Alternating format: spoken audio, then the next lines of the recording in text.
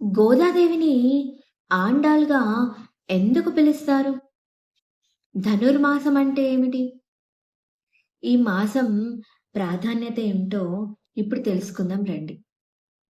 ఈ మాసాన్ని ఖగోళ శాస్త్ర పరంగా పరిశీలించగా చంద్రుడు పౌర్ణమి రోజున మృగశిర నక్షత్రం నందు ఉండుట వలన సౌరమాన ప్రకారం సూర్యుడు ధనస్సు రాశిలో నుంచి ప్రవేశించి ప్రవేశించిన రోజు నుండి మకర రాశిలోకి ప్రవేశించే వరకు గల మధ్య ఉన్న రోజులు అనగా సంక్రాంతికి ముందు వచ్చే 30 రోజుల్నే ధనుర్మాసం అని అంటారు. ఈ నెల రోజుల పాటు బాలికలు, మహిళలు తమ ఇళ్ళ ముందు ప్రతిరోజు అందమైన సంక్రాంతి ముగ్గులు వేసి, ఆవు పేడతో గొబ్బెమ్మలు చేసి, ఆ ముగ్గుల మధ్యలో పెట్టి, గొబ్బెమ్మల రూపంలో లక్ష్మీదేవి రూపంగా పూలతో, పసుపు, కుంకుమలతో అమ్మవారిని పూజిస్తారు. చివరి రోజున రథం ముగ్గు వేసి అమ్మవారిని ఊరేగిస్తున్నట్టుగా భావన చేసుకొని ఒక ఇంటి ముందు రథం ముగ్గు తాడును పక్క ఇంటి వారు వేసిన రథం ముగ్గుకి కలిపి ఒక వరుసలో రథయాత్ర చేస్తారు. గొబ్బెమ్మలు పెట్టడం వెనుక ఉన్న శాస్త్రీయ కారణం ఏమిటి మరి? ఇది ప్రకృతిని, పర్యావరణాన్ని పరిరక్షించడమే కాకుండా ఆవు పేడ భూమి నాణ్యతను మెరుగుపరుస్తుంది. ఇది పర్యావరణానికి సహజ ఎరువులా కూడా పనిచేస్తుంది. ఇంటి ముందు గొబ్బెమ్మలు పెట్టడం వల్ల ఆ ప్రాంతం శుభ్రంగా ఉంటుంది. మరియు దోమల్ని కూడా దూరంగా ఉంచుతుంది. ఇది ఆధ్యాత్మిక గాథే కాకుండా ఒక శాస్త్రీయ కారణం కూడా ఉంది. ఇది మహిళలకు ఆరోగ్యం కోసం వ్యాయామంగా కూడా ఉండేటట్లు చేసిన ఏర్పాటు.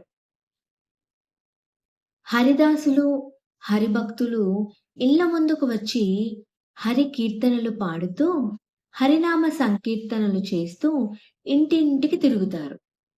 సంక్రాంతి ముందుర గంగిరెద్దుల వాళ్ళు ఊరేగింపుగా ప్రతి ఇంటికి వస్తారు. గంగిరెద్దులకు కొత్త బట్టలిచ్చి సత్కరిస్తారు కూడా కొంతమంది. పురాణాల్లో ఆయుర్వేద శాస్త్రంలో చెప్పినట్టు ఈ నెల రాత్రి ఎక్కువగా ఉండి పగలు తక్కువగా ఉంటుంది. అందుచేతనే పులగమును కానీ, దద్దోజనమును కానీ దేవుడికి ప్రసాదంగా నైవేద్యం పెడతారు. ఈ నెల శ్రీ మహావిష్ణువుకి ప్రీతికరమైనది. వైష్ణవ దేవాలయంలో అయితే ప్రత్యేకమైన కార్యక్రమాలు నిర్వహిస్తారు. శ్రీ ఆండాల్ పాశురాలు కూడా చదువుతారు. బ్రహ్మ ముహూర్తంలో స్వామివారికి పూజలు నిర్వహించి కట్టు పొంగలి నైవేద్యంగా పెడతారు.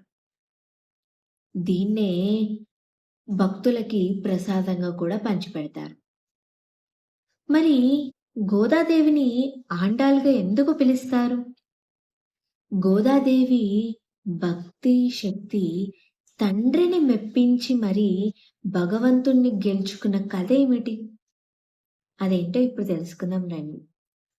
విష్ణుచింతుడనే బ్రాహ్మణుడికి ఏకైక పుత్రికే గోదాదేవి. ఈవిడ మంచి సౌందర్య రాశి. ఆమె తోటలోని పూలను కోసి రకరకాల అందంగా పూలమాలలను కట్టి తను ధరించి అద్దం ముందు తన ప్రతిబింబంను చూసుకొని మురిసిపోవచ్చు ఆ మాలలను పదిలంగా తండ్రికిచ్చింది. పాపం ఆ తండ్రి తెలియక ఆ మహాభక్తుడు శయనుడైన శ్రీ రంగనాథ స్వామి వారికి సమర్పింపగా అర్చకులు స్వామివారికి అలంకరింపజేసేవారు. ఇదే విధంగా ప్రతిరోజు జరుగుతూ ఉండేది. అయితే గోదాదేవి స్వామివారిపై రోజు రోజు ప్రేమ ఏర్పడి ఆ పరమాత్ముడినే తన భర్తగా కూడా ఊహించుకుంది. చివరికి అనంత శయనుడైన శ్రీ రంగనాథ స్వామినే వివాహమాడింది. శ్రీ రంగనాథ స్వామినే వివాహమాడాలని త్రికరణ శుద్ధిగా నిర్ణయించుకుంది. ఎప్పటిలాగానే మాలలను ధరించి తన పక్కనే రంగనాథ స్వామి ఉన్నట్టుగా భావించి మురిసిపోతూ ఉండేది. ఇలాగే ఎల్లకాలం జరుగుతూ ఉండగా ఒకరోజు పూజారి ఆ మాలను శ్రీ రంగనాథ స్వామికి అలంకరించే సమయం నందు ఆ మాలలో దాగి ఉన్న ఒక పొడవాటి వెంట్రుకను ఉన్నదని గమనిస్తాడు. అది స్త్రీ వెంట్రుకని కూడా తెలుసుకున్నాడు. ఆ మాలను తెచ్చిన ఆ మహాభక్తుడుని నానా దుర్భాషలాడతాడు. అప్పుడు విష్ణుచింతుడు సరాసరి ఇంటికి వెళ్ళగా అక్కడ మాలను అలంకరించుకొని స్వామివారితో మాట్లాడుతున్నట్టు తన కూతుర్ని చూసి అమితమైన ఆగ్రహంతో నిందించి పక్కనే ఉన్న కత్తితో చంపబోగా గోదాదేవి తన ప్రేమ వృత్తాంతాన్ని తండ్రికి తెలియజేసింది. తండ్రి తన కూతురు మాటలు విశ్వసించక అబద్ధం ఆడుతోందని భావించి ఆమెని చంపబోగా అదృశ్య రూపంలో ఉన్న స్వామి ప్రత్యక్షమై ఆమెది ఎంత మాత్రమూ తప్పు లేదని, ఆమె ధరించిన మాలలే తనకెంతో ఇష్టమని తెలియజేసి అందరి సమక్షంలో శ్రీ రంగనాథ స్వామి గోదాదేవిని వివాహమాడతాడు. మానవ స్త్రీ సాక్షాత్తు దేవుణ్ణి తన భక్తి శ్రద్ధలతో మెప్పించి చివరికి వివాహం ఆడే వరకు వదల్లేదు. నిష్ట కలిగిన భక్తికి భగవంతుడు కూడా తన్మయత్వుడవుతాడు అనడానికి ఈ వృత్తాంతం మనకు చాలు. నాటి నుండే గోదాదేవిని ఆండాలుగా పిలవసాగారు. ఆండాళ్ స్వామి వారిని కీర్తించిన కీర్తనలే పాసురాలు. విజయనగర సార్వభౌముడైన శ్రీ కృష్ణదేవరాయలు అముక్తమాల్యద అను పేరున విష్ణు చిత్తయం అని కూడా అందురు. అముక్తమాల్యద అంటే ఏమిటంటే, అముక్తమాల్యద అనగా తీసివేసిన దండ అని అర్థం. ఈ నెలలోనే వైకుంఠ ఏకాదశి లేదా ముక్కోటి ఏకాదశి అని కూడా పిలుస్తుంటారు కొంతమంది.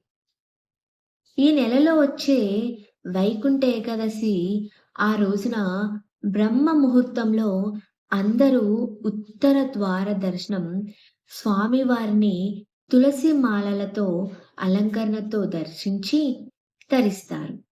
ఈ నెల రోజులు వైష్ణవ దేవాలయాలు కలకల్లాడుతూ కనిపిస్తాయి. ఉదయం సాయంత్రం సమయాల్లో స్త్రీలు ముత్తైదువులు తులసి కోట చుట్టూ అందంగా అలంకరించుకున్న దీపారాధన చేసి చుట్టూ ప్రదక్షిణలు చేయడం వల్ల మనోవాంఛలు నెరవేరుతాయని పెద్దలు అంటారు. ఇది ప్రకృతి ఆరాధన మహోత్సవం. Thank you.